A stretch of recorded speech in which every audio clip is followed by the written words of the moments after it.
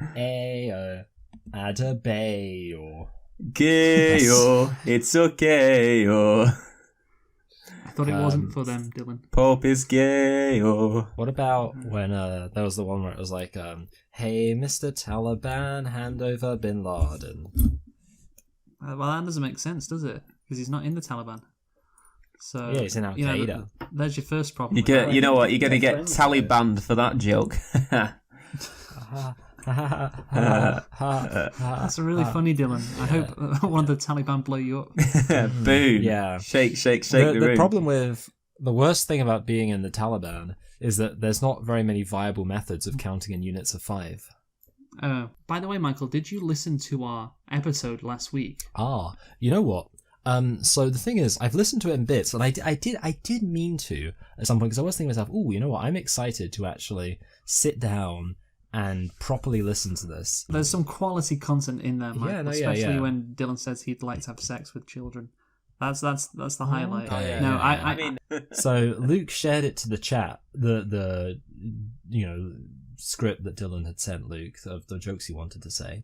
And there was one joke which I think it was like a joke towards the end. Oh, I know what. Yeah, it was the one about the Indian guy who Dylan died messed it up. Yeah, the Indian guy who died in the gym. And I told that joke to I didn't tell it in its fullness. I kind of just like summarized it to my fiance, who was, because I was in America at the time, and I opened the document. I kind of just scrolled to the end because I was like, oh, how long is this? And then I saw basically, and I just told her like, oh yeah, he's posted this thing about how like this Indian guy was in a gym and then he died. And the joke is, oh, so it's a guy who had just got finished exercising, was Indian, and also dead. That must have smelled terrible. Yeah. Yeah. And, Did she enjoy it? She did find it quite funny. I don't know if she didn't guffaw exactly. Well done, Dylan. She kind of did a lot. Targeting audience. Yes. Yeah, she's included in the episode. She has one line, so she's she the does. fourth mic officially now. You like the thumbnail, right, with Philip Schofield crying? Yes. Why? Wait, I don't know if I ever actually got to why Philip Schofield cried. There were some funny jokes about him, fucking little boys. Were they jokes? I thought they were just. I thought they were true. They're both, Dylan. They can be both. That's the great thing about comedy. It really is. Because Philip Schofield is gay. Yeah. Which means he's automatically a child rapist. Well, You said it, not me, Dylan. No, yeah, exactly. How about that quasi-quarting? Oh, Quaz. The Quaz. Oh, yeah. Quaz. He was a How real about- chalk ice. Instead of quasi-quarting, it's quasi-sharting. The difference is, the thing is, if he sharted, that would be the brownest part about him, am I right? Because he's so white. I mean, he's a regular chalk ice. I mean, actually, to be honest, he is probably one of the whitest chancellors we've ever had in terms of his policies. I mean, you know what is the thing is, he looks like a frog. Like that's what I think when I look at him. He does look a bit like a frog. Just like how... Obviously, stereotypically, that's not how black people are compared to animals. Unfavorably, of course, I will say. And that's not true either. And yeah, of course, it's not true. And like we could say with Quasi-Quartic, he is black and he looks like a frog. It was that's the animal he looks like how Rishi Sunak looked like a weasel, and was a bit of a weasel Yeah. as well. And he looked like an Indian. Yeah. Hello, I would like to be the leader of the Conservative Party. I'm just trying to think, like, what... Like, actually, that wasn't Dylan. That was a clip we inserted. Just... No, he's the fourth mic today. Yeah, we have Rishi on. That's Great. funny. I am now humble backbencher. So, should we start on the topic today? Yes, the topic. Let's start on the topic. I am John Luke Burkhardt. That was intentionally bad. Okay. Number Right, one. Ready for you, number one. Number two. Get on the end of my cock. Yeah, that's good. I should ring up my mum. She'd be so proud of me when she hears all the roles that I've secured in this script. So Dylan can see the roles that we've got for him. So basically, it is the 35-year anniversary of Star Trek: The Next Generation. Next today. penetration. Yeah, no, the next. Yeah, it was today, 35 years ago. The first episode was released. Encounters at Farpoint or something. Fair point. It was a shit episode, but whatever. So we have got some characters. Dylan, you'll be doing Councillor Deanna Troy. You've got 7 parts here. A lot of them aren't. Yeah, I had to try and spread it around. So Dylan, for Deanna Troy, I think because you can't do the Greek female accent, obviously. No. I was trying to do like Consuelo or Family Guy. Yeah. We need my lemon pledge. Yeah. The script will always be helpful. Can you? And your Geordie LaForge. Geordie, Captain, there's a problem, Captain. No, Captain. Because of course, even though he doesn't sound like that, his name is Geordie. So. Oh, Gary, yes, there's a problem, Gary. Man City are losing, Captain. They're down 2-0, Captain. Deploy the warp drive. Right. And then you've got Wesley Crusher, who to you sounds gay as well. Wesley Crusher. No, he's just annoying. Yeah. Which sounds gay anyway.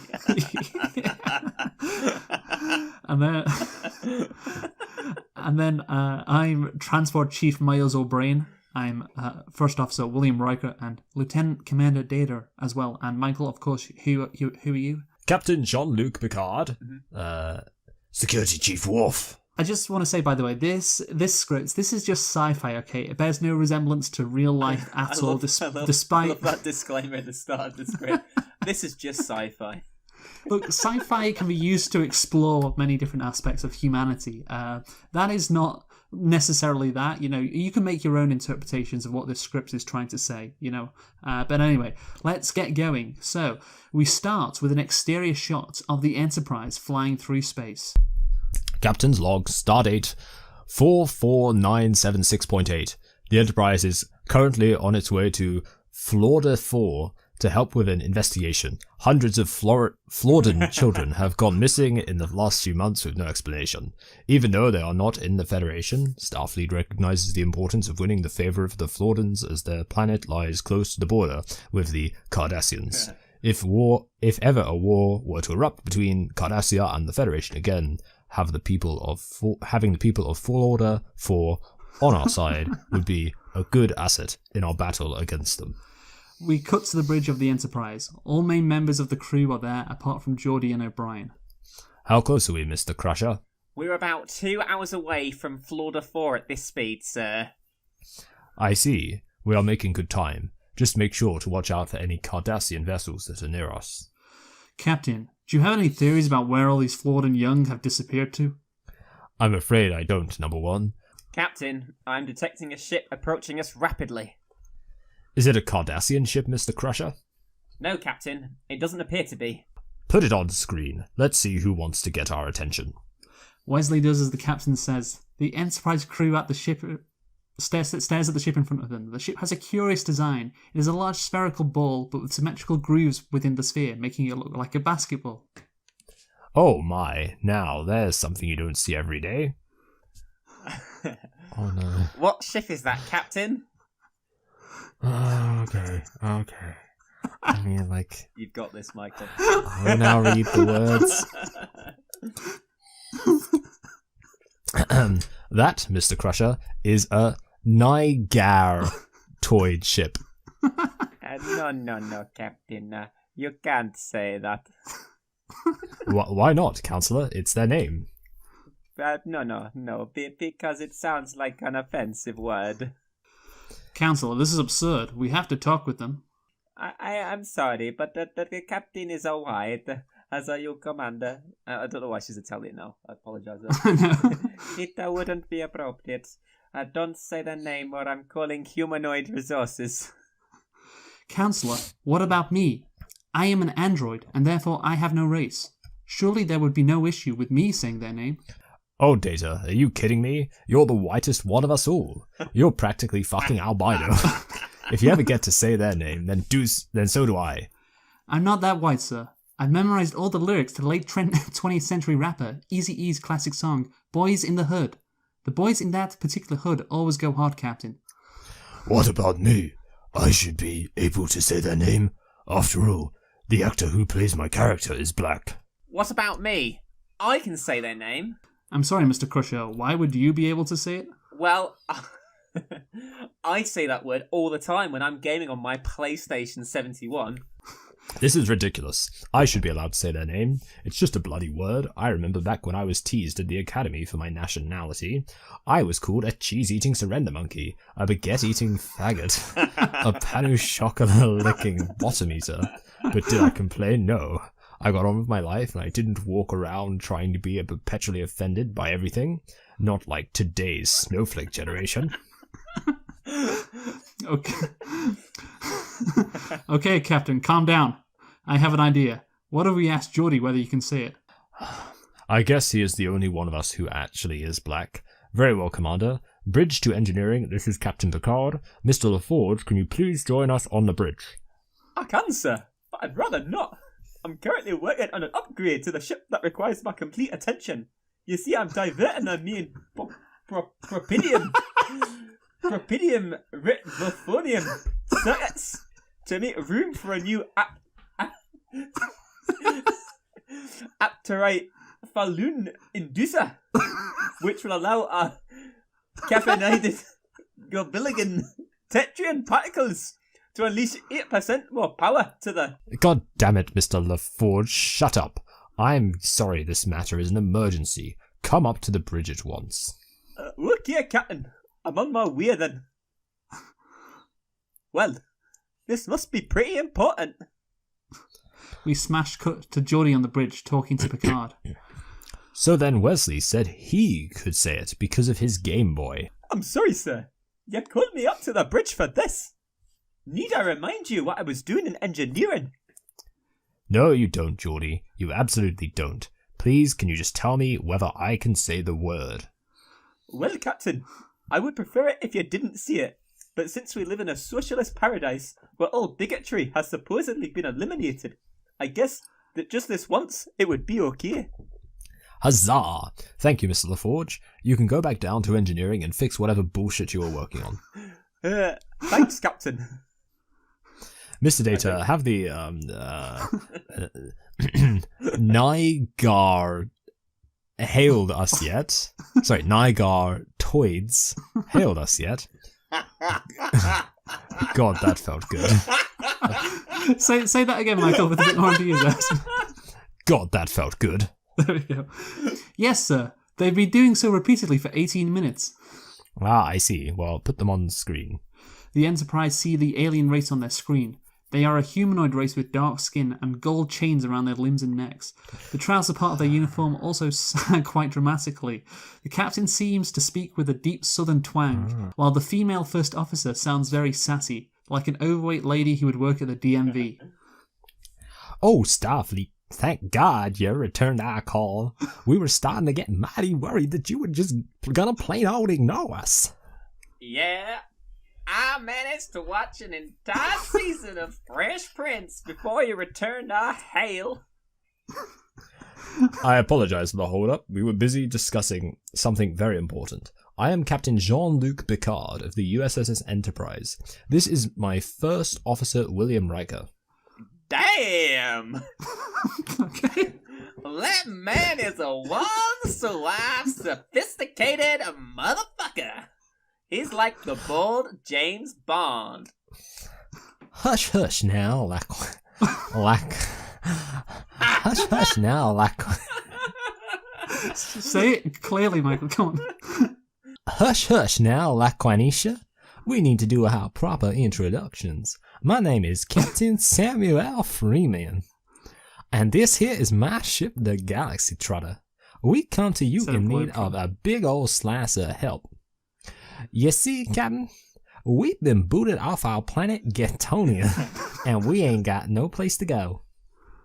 I was getting my nails done, and then boom! Suddenly I get told I ain't welcome round here no more. Who did this to you, Captain? Was it the Cardassians? No, sir, it was not them. Well, who was it then? It was the Ferengi. Then Picard and Riker look at each other, surprised at what they've heard, and we go into the opening intro. It's not started. The episode's not started yet. No, they have an intro. Space, the final frontier. We're on page 3 out of 7. God, that felt These are good. the voyages of Starship Enterprise. Its continuing mission to explore strange new worlds, to seek out new life and new civilizations, to boldly go where no one has gone before.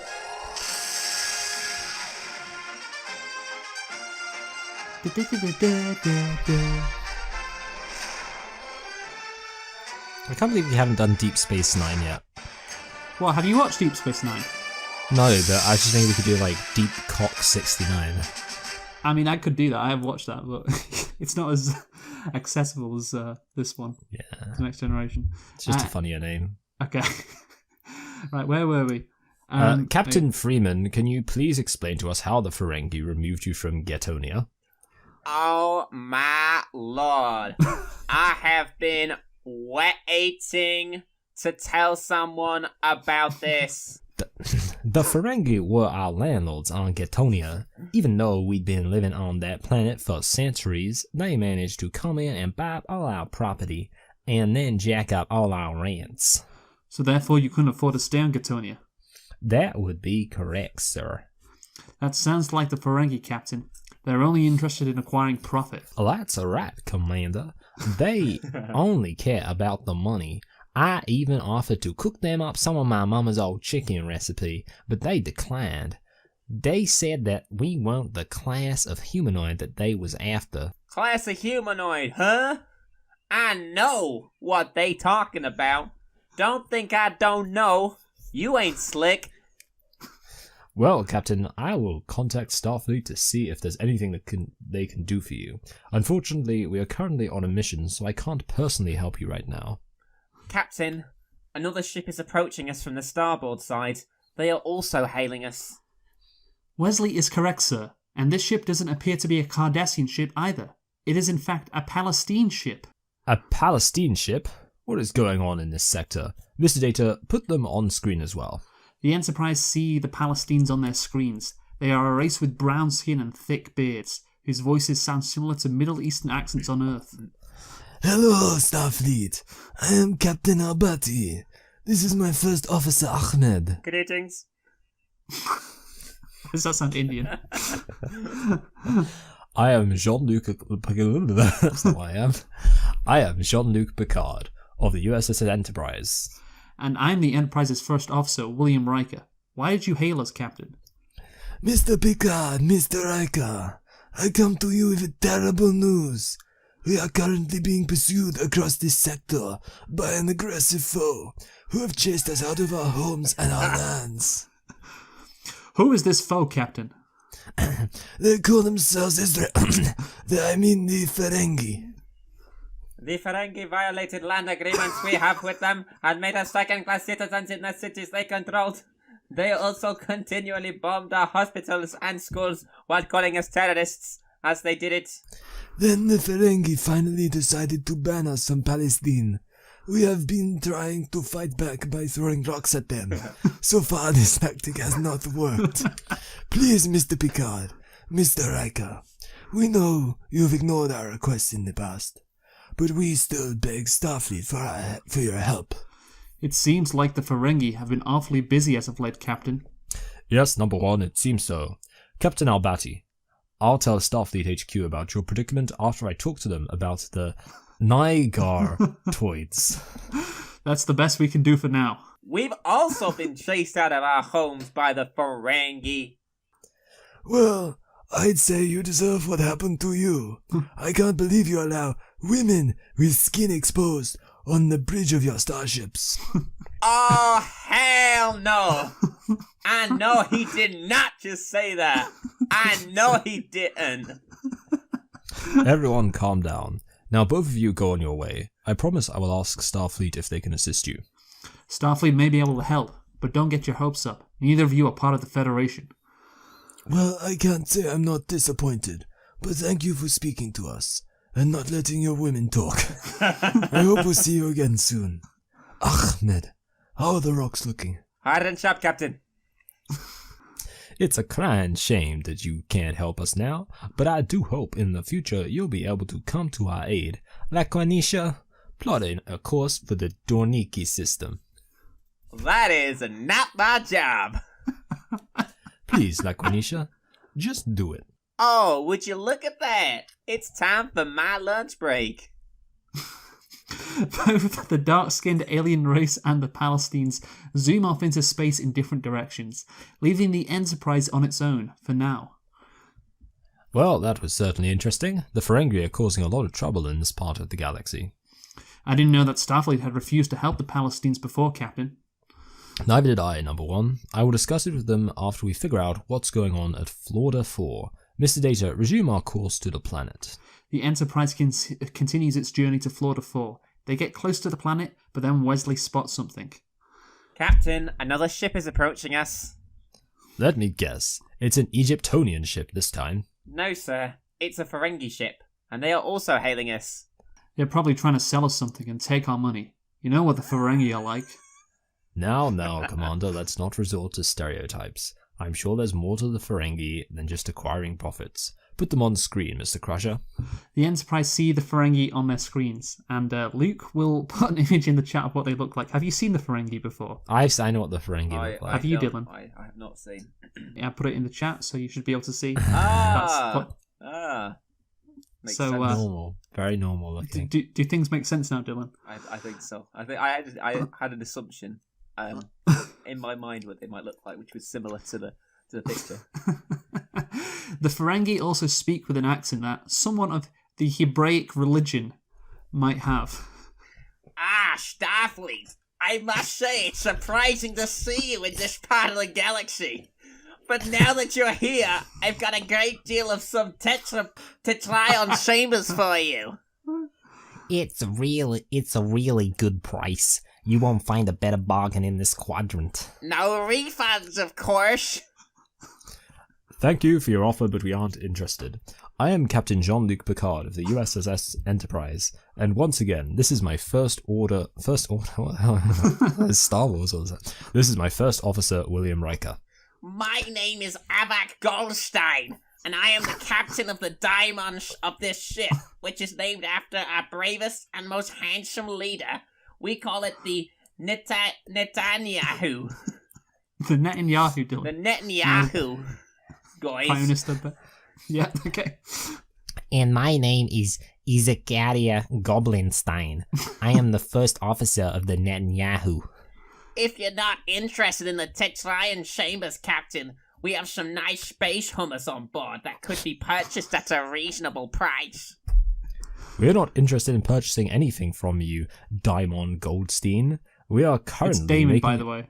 That makes sense. I should have said that here. We're not interested in purchasing anything from you, Damon Goldstein. We're currently making our way over to Florida 4. Some of their children have disappeared recently, and we're going to try to find out why. Oh no, really? Well, that's just terrible, Captain. Just terrible. I hope you find them quickly. The crew of the Enterprise then see some wealthy Ferengi dignitaries who don't appear to be members of the ship's crew wandering in the background. Picard asks them what's going on. The Ferengi respond. Oh, don't worry about that, Captain. We are just entertaining some business clients. It's currently 30% off brunch on Parneman 3 if you have a party of over 5. Listen, Damon. We have had some complaints from a couple of alien races about Ferengi behavior. The Nygar-toids said that you kicked them off of their planet, as did the Palestines. What's going on there? Oh, Captain, our actions in both those instances were very reasonable. The Nigatoids were bringing so much crime and drugs to their planet, and they never paid their rent on time either. It was a smart business decision to kick them out, that's all. As for the Palestines, they made us feel very scared, Captain. They were constantly throwing rocks at us, and we had nothing to respond with apart from rockets and poisonous gas. We needed to ban them from the planet and get rid of their terrorist ideology. My brother was a member of the Ferengi Defense Force, or the FDF, and one time a Palestine child threw a stone at him. My brother had no choice but to shoot him 7 times. It was very sad. The war with the Palestinians took a toll on all of us, Captain. Especially when the Jeremiah Corbin started speaking in defense of them. He also was creating a hostile environment by threatening to tax us. Well, perhaps the situation is more complicated than I thought. I hope you, Damon Goldstein, your first officer, Izakiria Goblinstein, and all your business clients have an enjoyable brunch. Good day. The Ferengi say goodbye as the Netanyahu blasts off into space, leaving the Enterprise alone once again. I am sorry, but those Ferengi are just so ugly. To think they call themselves the galaxy's chosen people, it makes me laugh every time I hear them say it. Captain, I was using my Betazoid telepathy when you were talking to Damon Goldstein. I sensed that he was lying to you, Captain, and was trying to deceive you. How, Counselor? Is Jeremiah Corbin not the Ferengi-hating racist that the Ferengi and space media claim he is? No, it's not that, Captain. When you told them about our plans to find out what happened to the children of Florida 4, Damon Goldstein said that he hoped we found them quickly. I sensed his emotions. That's the exact opposite of what he was thinking. Captain, I have also looked at the Netanyahu and its direction of travel. It was heading to Parnamian 3, like the Damon said, but suddenly it has just changed course. Have a look. Oh my, Mr. Data, you are right. It seems that they're heading to the Virginite system. Specifically, it looks as if they're heading for a small moon called St. James Minor. Data, I want you to follow them. Data puts in the coordinates and the Enterprise zooms off towards the small moon. However, once the Enterprise gets there, they encounter some problems finding out what's happening on the moon. Our sensors do not seem to be working, Captain. We cannot probe the moon. There is some sort of ionic meteorite force field around it. The good news is that the force field means the Ferengi cannot detect us either, Captain. I see. Well, it seems we'll have to just investigate ourselves.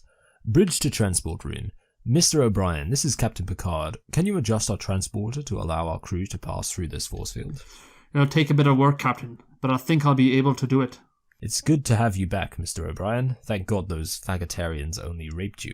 O'Brien converts the transporter to get past the force field, and the three officers beam down. They start to investigate the moon. It appears to have been converted into a tropical resort, with pools and palm trees. Then suddenly, while peering around the corner into a dimly lit room, Worf spots something. Commander, look over. Are those the wealthy Ferengi dignitaries that we saw on the Netanyahu earlier? It appears to be the case, Mr. Worf.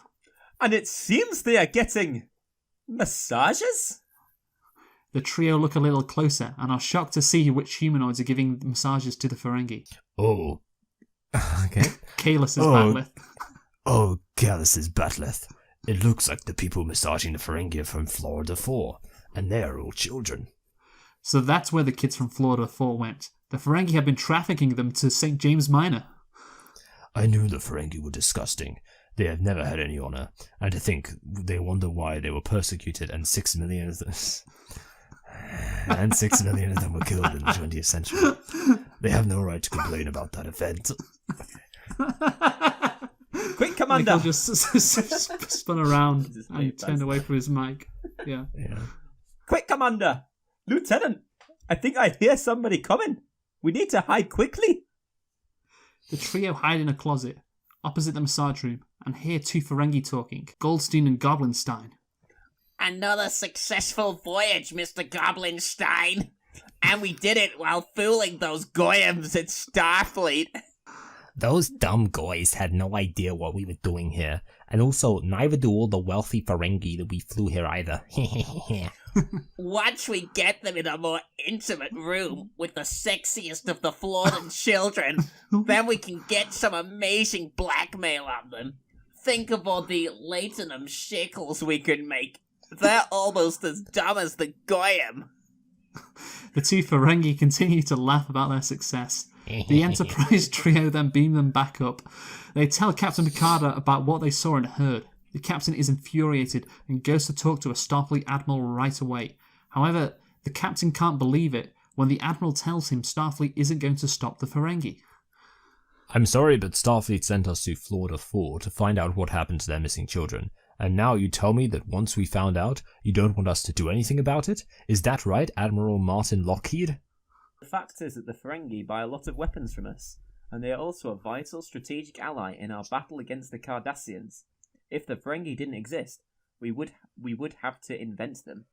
This is outrageous. I understand they're an ally, but allowing them to traffic children? That's unconscionable. Captain, our support for the Ferengi is unshakable. Period. It is unfortunate what they're doing, but let's not forget that the Ferengi are the only democracy in this part of the galaxy. Hardly. They don't even let other alien races that live on their planet vote in their elections. Is that some anti-Feremetic bigotry I hear, Captain? I do hope not. You're starting to sound a bit like that Jeremiah Corbyn, and we all know what happened to him. I will remind you that the Ferengi have a right to exist. Tell me, why don't you ever direct your anger towards the Cardassians? They do terrible stuff as well. We're not allies with the Cardassians, Admiral. I cannot believe Starfleet is going to allow the Ferengi to get away with this. It's unbelievable. Well, you better get comfortable with it, Captain. Your orders now are to report back to Starbase 421 immediately. Also, I would also like you to complete a diversity training course when you get back. Goodbye. I put 2 alsos in there, didn't I? Yeah. So I just read it as it's presented. Who writes this stuff? Well, that'll be a first if you did. Captain Picard shakes his head in his ready room. He sits alone for a couple of minutes before calling in Commander Riker. He tells him about Starfleet's orders. Riker is equally as bemused and angry, like any normal non-blue tick person would be. However, Picard also tells Riker that he's ignoring the order, and Starfleet are going to stop the Ferengi. The Enterprise crew hatches a plan to storm St. James Minor. Along with Picard, the crew beam down to the surface. We let them get away with killing Jesus.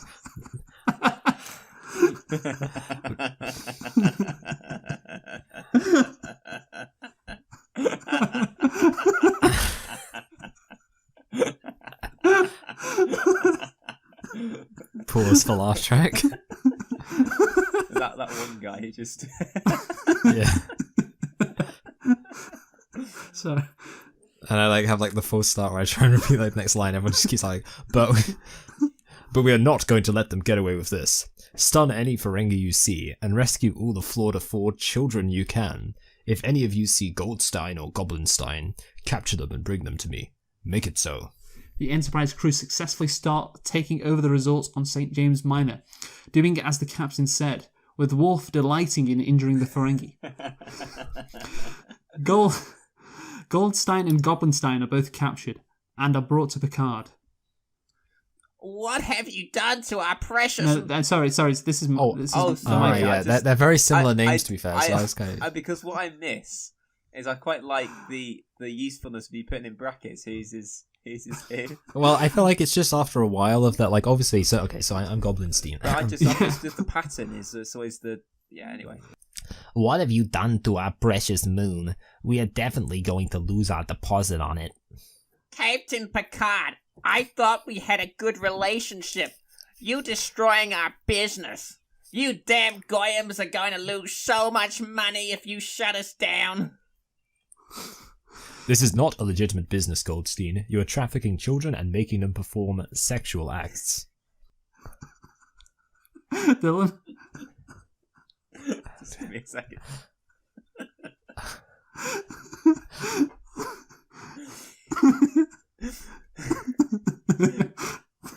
But Captain, trafficking children and making them perform sexual acts is a sacred part of our religion. Plus, we were making so many latinum shekels as well. Rule of Equation 166 states that if you can traffic kids and make them perform sexual acts and make a profit, you must take that opportunity. It's all in our books, Captain. I can get a copy of the Torah for you if you'd like. That won't be necessary, Goldstein. You two are coming with me. You will admit your crimes to the Floridan authorities and ask for forgiveness. Or so help me, I'll make it so any time a Ferengi has a meal or a drink at any bar within the Federation, they'll have to pay a 25% tip. Oh God, the horror! You Goyim sure know how to hurt us. Oh, Captain, we will do what you want. The Enterprise delivers all of the children back to Florida and the Ferengi to the authorities. Picard gets an urgent hail from Starfleet.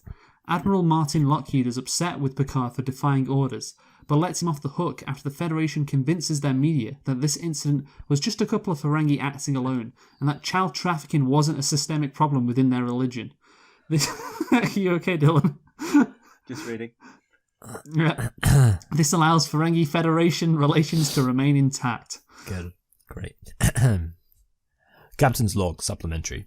Despite orders otherwise, we managed to rescue the children of Florida and arrest the Ferengi responsible. However, Starfleet will still not help the Nigatoids or the Palestines get back their homes and land, especially now that Jeremiah Corbin has been banned from space labor for pointing out the obvious, that the 6 million Ferengi figure is far too high an amount to be realistic. However, one day at least, we have brought a little justice to the galaxy, and we can take solace from that. Captain, may I come into your ready room? Of course, number one. What is it? It appears, Captain, you have been blacklisted from appearing on various media outlets. GNN, MSFBC, even the Earth Broadcasting Corporation have all been banned from speaking to you about any Starfleet activity. Not to worry, number one. I have no interest in speaking to those Galaxious outlets anyway. Plus, I'm always welcome on the Space Joe Rogan show. We pan out and see the Enterprise zooming through space, and we get some end music. There we go.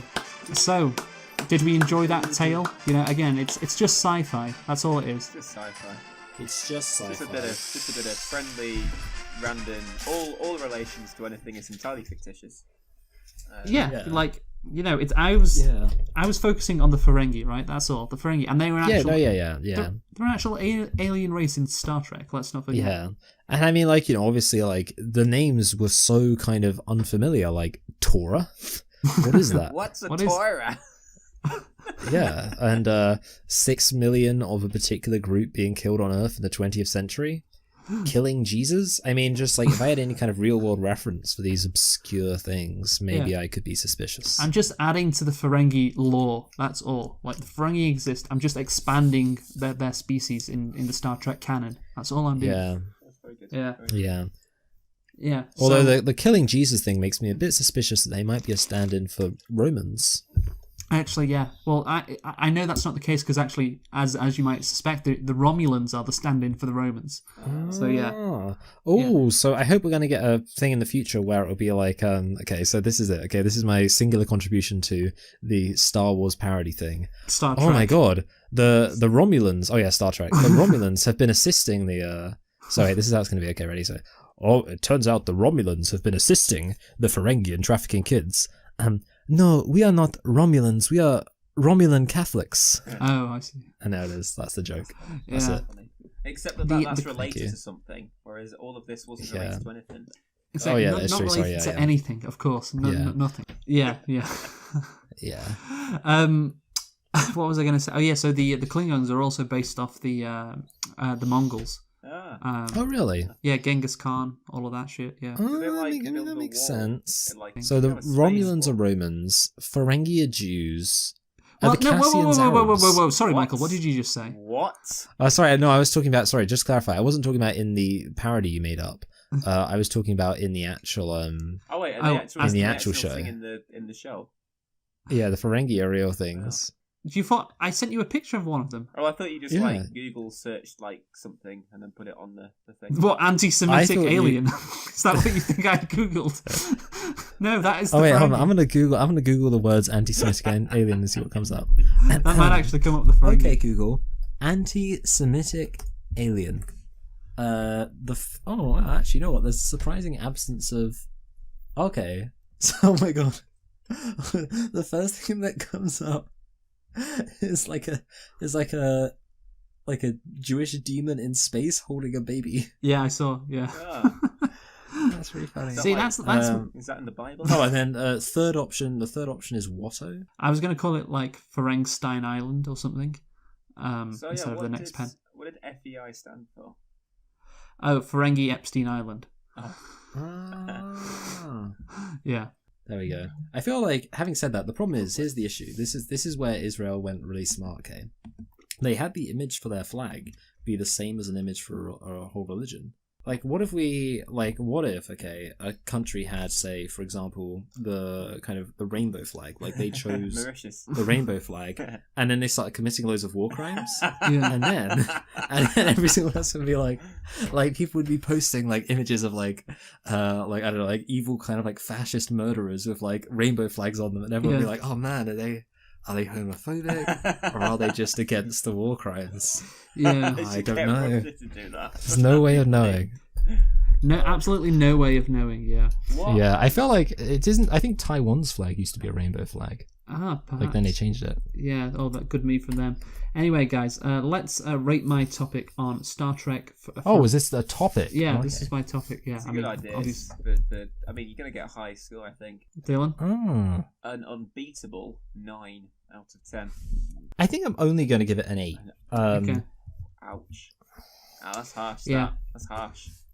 I'm gonna go with a 9. But yeah, the thing is, like, there was a lot of moments where I could see you like cringing, like yeah. Yeah, I think- it did get what they call in the business a reaction. Yes, but of course, yeah, it I- wasn't laugh out loud laughter so I much. appreciate how I got to avoid ever having to say the name of this species. Mike always got it. Wait, yeah, hold on. But someone else did say it at one point, didn't they? Mate, I think you said pretty it sure- at one point, Dylan. Yeah. I think you said it once. Oh, okay. Yeah. I think you said it when you were being a Jew. Alright. I mean, sorry, when you were being a Ferengi. A Ferengi. Oh, sorry. But yeah, the Ferengi Epstein Island. Again, no connection. Just just doing a little story. That's all, little fun story. Fun So story. anyway, this is just sci-fi at the end of the day.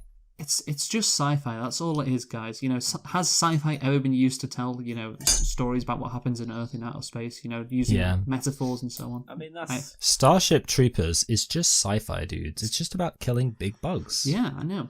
you know what that's what I say. Put the tissues away. It's sci-fi.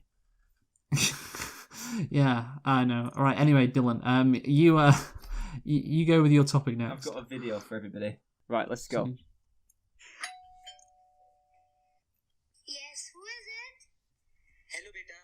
I'm your uncle, your father's friend. But Mummy Papa are not at home. It's okay, beta. You open the door for me. Your father has only sent me to pick you up.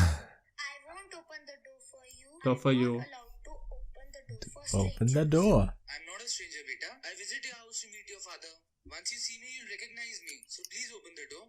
Wait, uncle, I will call Mummy and ask her. Listen, beta. Yes, uncle? I didn't tell you this before, but your father is met with a major accident and he's hospitalized. And even your mother's phone is also switched off. He's And she met with only an sent me to accident. pick you up. So come fast. Papa met with an accident? How is it?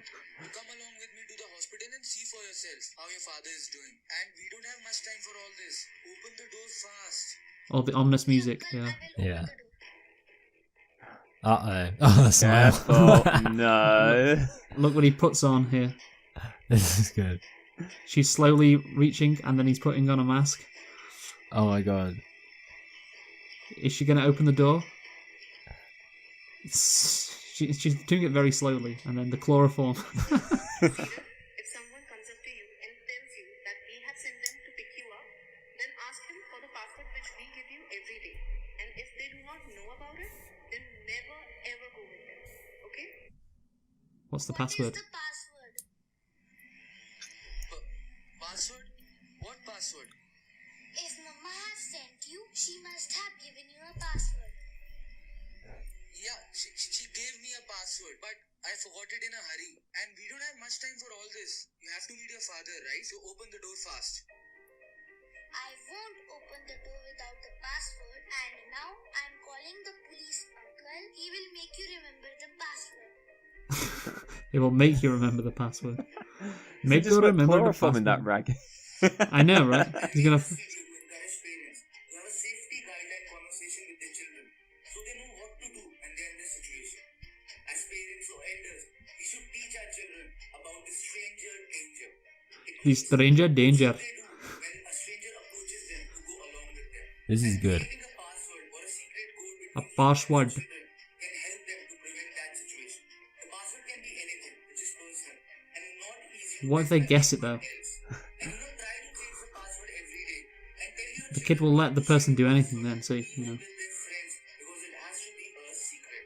There have been cases where children have helped themselves by not being abducted. And What is this music in the background? so I would Inspirational request every music. parent or guardian out there to talk to their children about this stranger danger because This children's stranger safety danger. is in our hands. That's it for this week. I'll see you guys next Tuesday and always be aware. Thank you, sir. This is good. Get out of my house. Wow, Well- that was great. Do not rip my daughter. How dare you? You cannot come into my shop without the password. You want to buy baked beans? What is the password? So that was interesting. Yeah. That was it do you as think well. that? Did you find that to be personally, let's say, difficult for you because it interferes with your schemes? Is that it? Is that how Have you came showed up across it, like, Dylan? hello there, I damn. am the janitor. Foiled I am again. the janitor. I What am is the this janitor at your local password? school, a local youth center.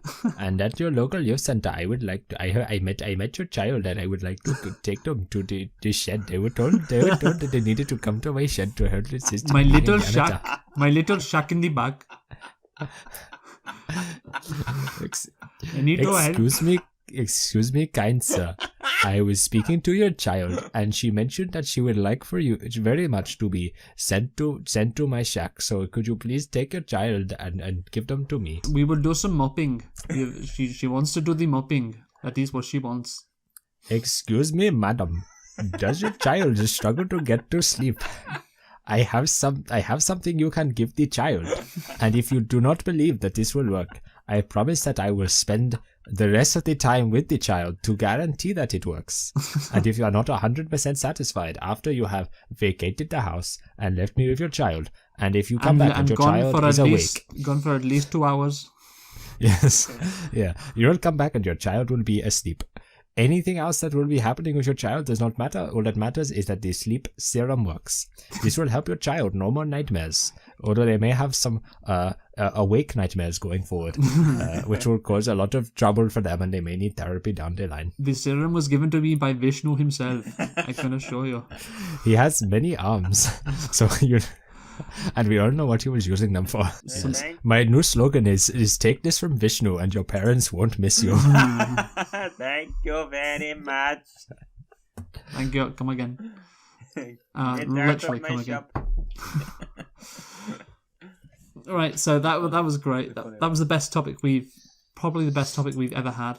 That was a good topic. Thank you. That was a good topic. No, I know It was quite funny. I know it was funny, but I'm just laughing. Like you just played a video, and I'm just like we're just doing Indian accents, and we just find that funny. That's a good Yeah. topic. I think it's a good topic. Yeah. That was an Yeah. statement. I think I might win. You know, you never know. Let's find out. Okay, well let's put it to the test then, Dylan. What are you going to give yourself out of 10? An 8. Okay, Michael. I think probably just a 7, but like 7's still pretty good, you know, because I think it was funny. Like, I mean, the video, and then like, you know, it was a great. And I know it's Dylan's thing, like being racist against Indians. So That is that's Dylan's fine. thing, and You can't hate a man doing his thing. and also his thing is making background noise, which he is as well. A little bit of background Yes. noise. Background goys. Shut the background noise, yeah.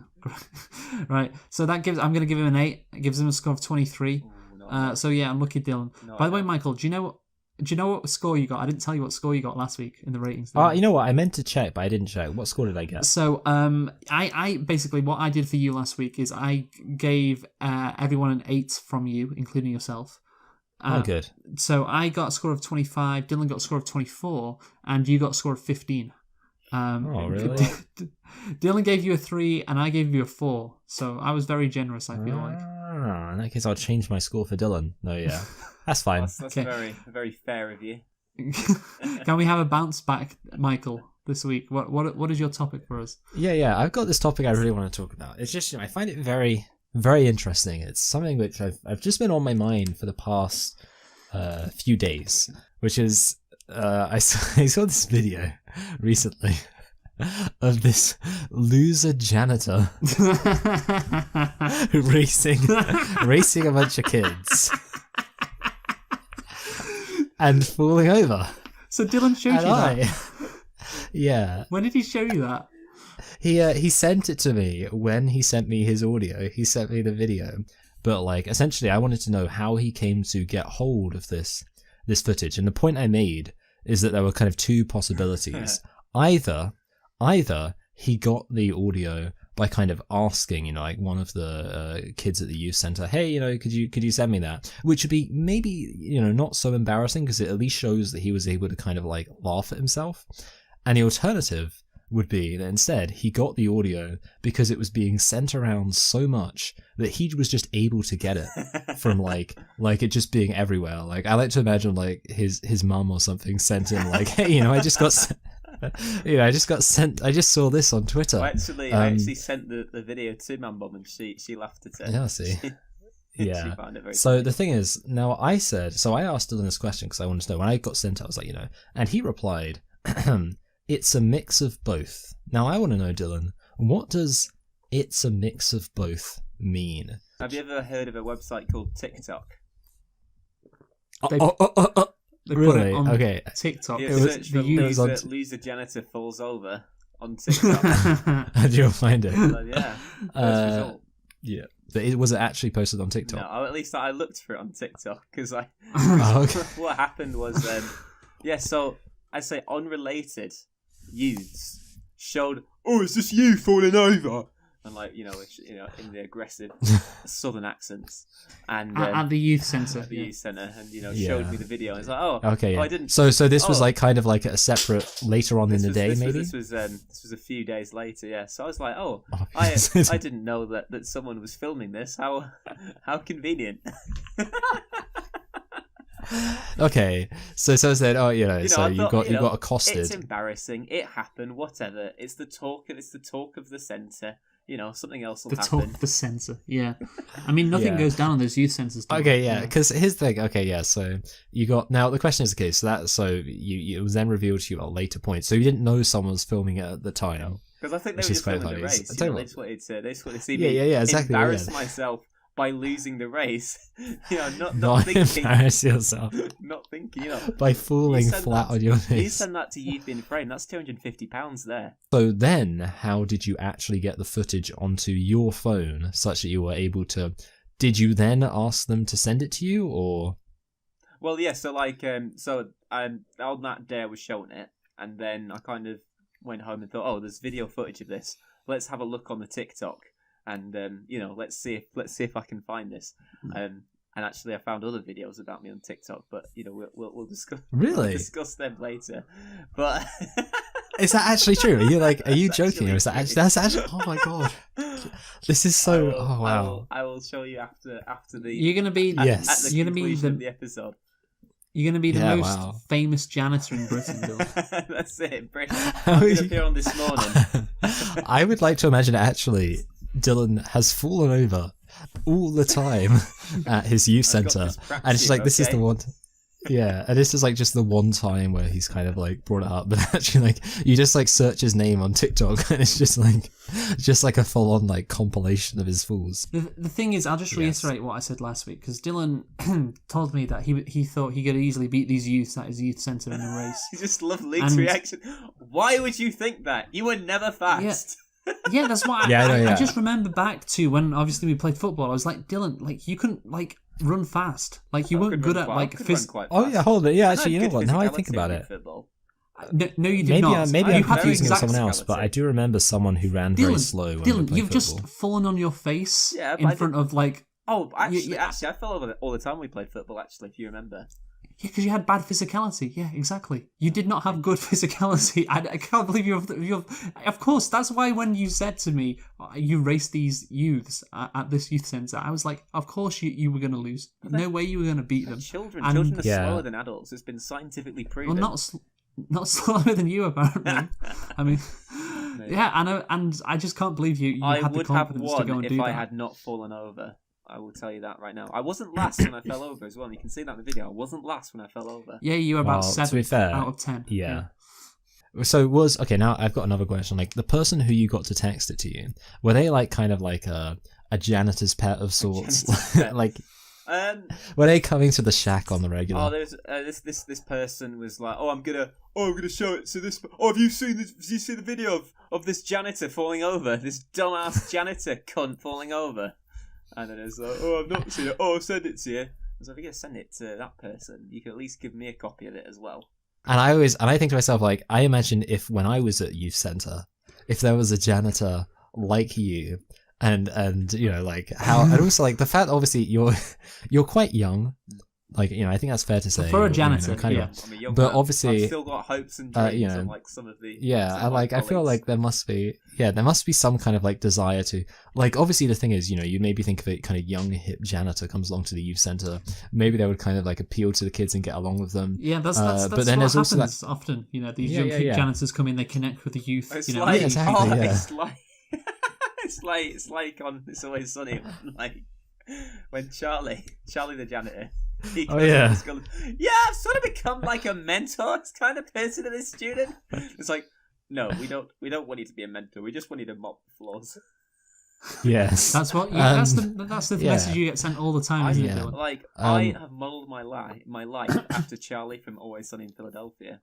Yes. Oh my god, yeah. I can actually see that. But no, yeah, because the thing is, like I say, I feel like there's lots of kind of like complex, intersecting kind of priorities and motives involved in the kind of situation you found yourself here with, you know, a group, you know, a load of kids who are younger than you, who may to varying extents respect you. To varying extents, yeah. And may kind of like, you know, even perhaps they might be aware of your youth, or perhaps they're thrown off by your hairline. You know, perhaps some of them view you as a terrifying vision into just, you know, for many of them only, a scant 10 years into their future. As to why they need to knuckle down. I'm just like, nobody wants to. This like balding janitor, like they probably sit there like, I don't know, like I bet a lot of them would not be able to predict your age. Like if you like, I don't know, though, it's kind of hard to say.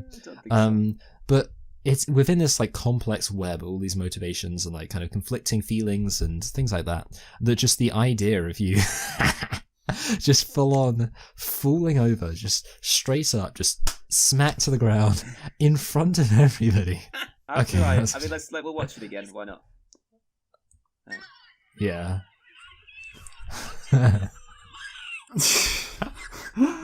And he's wearing a high vis jacket as well, which is just and perfect. Shorts, which really shine like your pale legs. Because I knew I was going to fall over, so I thought, just have this high vis on, just so you can see. Does anybody try to make a big deal out of it? Is anyone trying to be like, hey, I can't believe that just happened?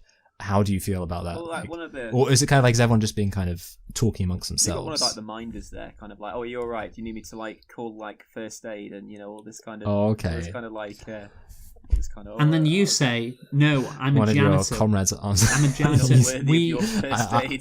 We are built of tougher stuff. Okay, all that. I'm from fucking Yorkshire, mate. We're built of hard stuff, is what I said. Yeah. How long in terms of days until it kind of tapers off? And do you still have kids mentioning it, kind of like even recently? This is actually quite depressing because a lot of the youths, when they mentioned it, they didn't actually make fun of me for it. They're actually just more concerned.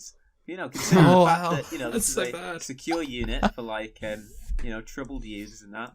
They were actually it's quite sweet actually. I didn't know it was troubled as well. I thought it was just a general youth centre. Secure unit for troubled use, yeah. It's their last chance really for some of them.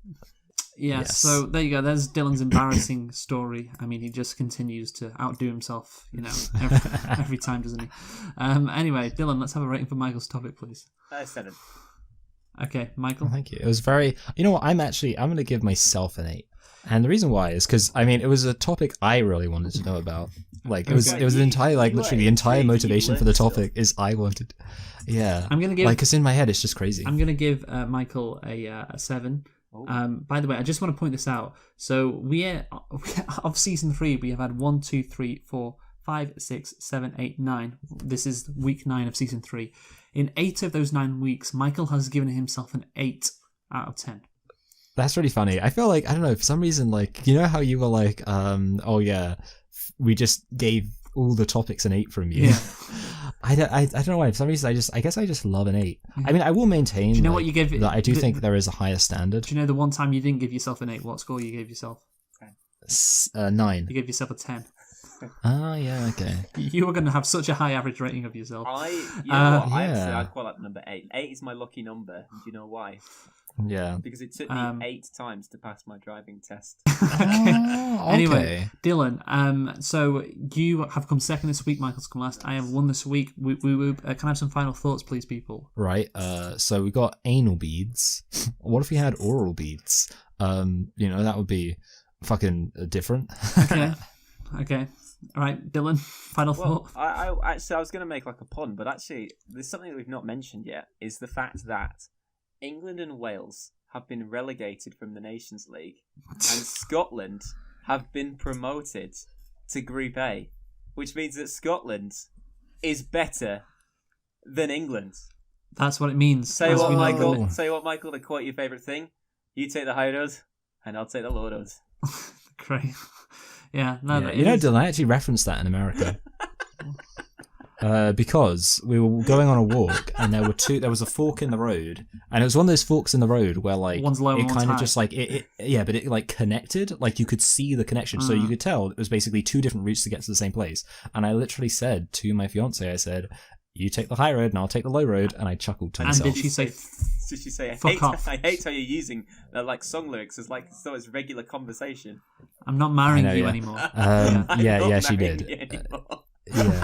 Yeah, and then she called me a bold ginger cunt. Yeah, and then you fell flat on your face after trying to beat her in a race as well. Yeah, terrible. By taking the high That's so road. funny. Yes. Anyway. So my final thought is that we are doing Super Seducer next week. It's been a while, but Richard's back. Richard is returning, so yeah, join us for that next week. And yeah, this has been the Pope is Gay, bit of Star Trek, a bit of Dylan embarrassing himself. So again, thank you for bringing that up, Michael. Yeah. You're welcome. Bye.